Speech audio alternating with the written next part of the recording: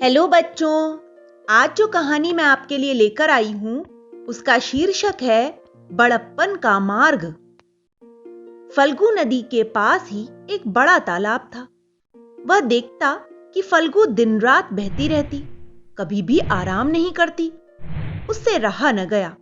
एक दिन वह पूछ ही बैठा, बहन, तुम निरंतर चलती हो, कहाँ जाती हो, क्या करती हो? फल्गु बोली, तालाब भाई, मैं जाकर गंगा में मिल जाती हूँ। हम दोनों मिलकर प्राणी मात्र का कल्याण करते हैं। कहीं किसी की प्यास बुझाते हैं, कहीं खेतों को सींचते हैं, कहीं दूसरों को अपने शीतल जल में स्नान कराते हैं।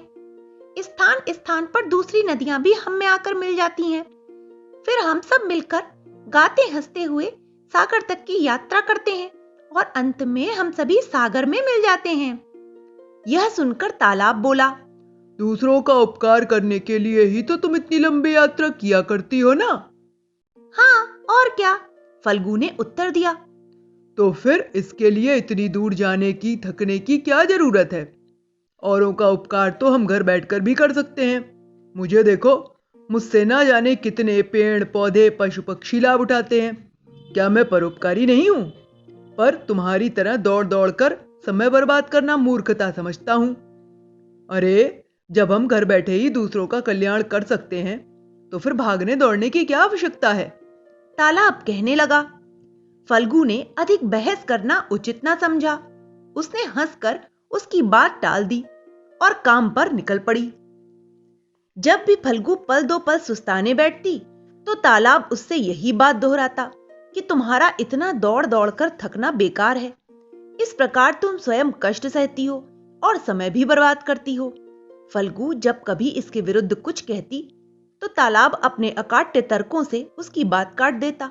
धीरे धीरे फल्गु को भी तालाब की ही बात ठीक लगने लगी। अच्छे या बुरे जैसे भी संगी साथियों में हम रहते हैं तो विचार भी अनायास ही धीरे धीरे वैसे ही बन जाते हैं। अब फल्गु ने गंगा की ओर बहना छोड़ दिया। उसने अपनी लहरों को उधर से सिकोड़ लिया। अब वह दिन रात सुस्ताती। कुछ दिन तो आराम करना ठीक लगा, पर फिर जल्दी ही फल्गु उदास रहने लगी। निरंतर काम करते रहने की इच्छा फिर से बलवती होने लगी। तालाब ने एक दिन फल्गु की उदासी का कारण समझा और बोला, तुम मुझसे आकर मिल जाओ, हम दोनों मिलकर साथ साथ काम करते रहेंगे। उदास फल्गु अब तालाब की ओर ही बढ़ने लगी। कुछ दूर तक तो वह खुशी खुशी चली। वह मन ही मन नए ढंग से काम करने की योजना बनाती रही, परंतु तालाब से थोड़ी दूर रह जाने पर ठिठक कर खड़ी हो गई। उसने देखा कि तालाब जो दूर से बड़ा सा लगता है वो तो बड़ा छोटा है। चारों ओर से उसका जल बंधा है। यही नहीं, तालाब का पानी किनारों पर बड़ा गंदा हो रहा है। वहां खूब सी कीचड़ है जिसमें कई शैवाल हैं। ओह, मैं इससे जाकर मिल जाऊंगी तो मेरी भी यही स्थिति हो जाएगी, फल्गु सोचने लगी। वह रुआसी हो आई और मन ही मन कहने लगी, हाय, मैंने अपनी विवेक बुद्धि से काम नहीं लिया। इस संकीर्ण मन वाले की बातों में फंसकर मैं यहां तक आ गई। अब भी समय है, क्या करूं, लौट जाऊं वापस। तभी उसके कानों में हल्के स्वर में गाने की एक आवाज सुनाई दी। सोच कर ही चलो, विचार कर ही चलो, गलत कदम मत उठाओ, सोच कर चलो। जिंदगी अपने लिए जीते हैं सभी, दूसरों को सुख नहीं देते हैं कभी। जो करे कल्याण दे सबको हंसी, छोड़कर वह मार्ग अपनी उच्चता का मत चलो। श्रेष्ठ जन की संगति से श्रेष्ठ बनकर ही चलो, सोच कर ही चलो, विचार कर ही चलो। यह सुनकर फल्गु रोने रोने को हो आई। भरे हुए कंठ से बोली, तुम कौन हो भाई, कहां से बोल रहे हो, तुम सामने क्यों नहीं आते। तभी पास के पेड़ से एक सुंदर सा श्वेत कबूतर फुदक कर आ गया और हंसता हुआ बोला, मेरा नाम मयूख है, मुझे गंगा माँ ने भेजा है। तुम बहुत दिनों से उनके पास जाना बंद कर चुकी हो। वे कुछ दिन तो तुम्हारी प्रतीक्षा कर रही, पर फिर भी तुम नहीं पहुंची तो वो परेशान हो उठी। सोचने लगी कि तुम्हारे साथ न जाने कौन सी दुर्घटना घट गई है। मुझसे उनकी उदासी देखी ना गई। मैंने कहा, मैं जाता हूँ तुम्हारा समाचार लेकर और आता हूँ। मैं बहुत देर से, बहुत दूर से तुम्हारा पीछा कर रहा था, पर तुमने कुछ ध्यान ही नहीं दिया। तुम्हें तो तालाब की ओर बढ़ने से ही फुर्सत न थी। तुम भी अब वैसी ही संकीर्ण बनने का विचार कर चुकी हो, तो तुमसे कुछ भी कहना सुनना तो बेकार है। हाय रे तुम्हारी दुर्बुद्धि। गंगा जैसी महान विभूति का साथ छोड़कर इस नीच का साथ अच्छा लगा।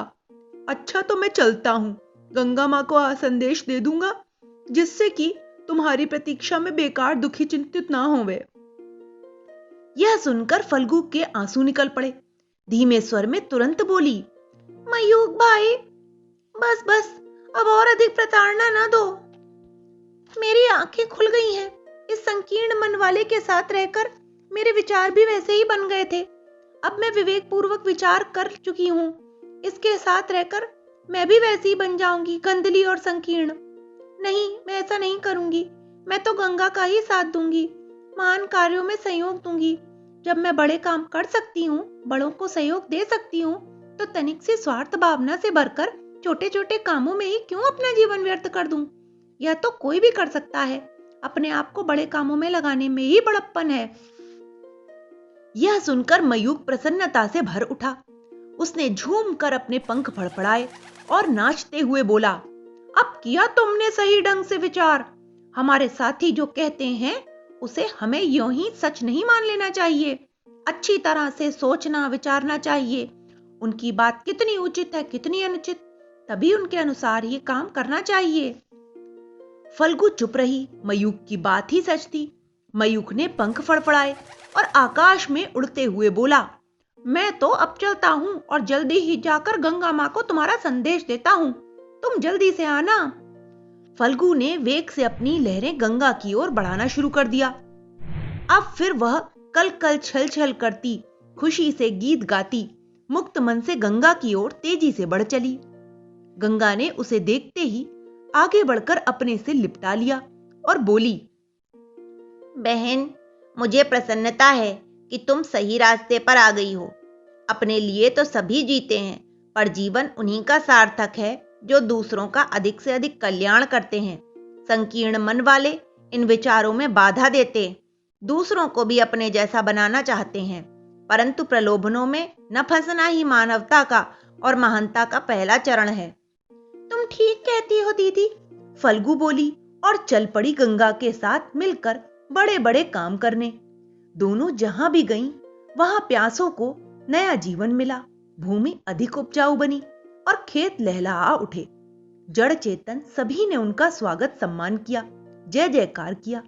छोटे भी जब बड़ों के साथ मिलकर दूसरों के कल्याण के काम में जुट जाते हैं, तो उनकी शक्ति और योग्यताएं भी बढ़ जाती हैं और बड़प्पन के मार्ग पर चलते हुए महान और अमर हो जाते हैं। तो बच्चों, इस कहानी से हमें यही सीख मिलती है कि हमें अपने विचारों को कभी संकीर्ण नहीं करना चाहिए, हमेशा बड़ा सोचना चाहिए, तभी हम बड़प्पन के मार्ग पर आगे बढ़ सकते हैं। Okay, bye.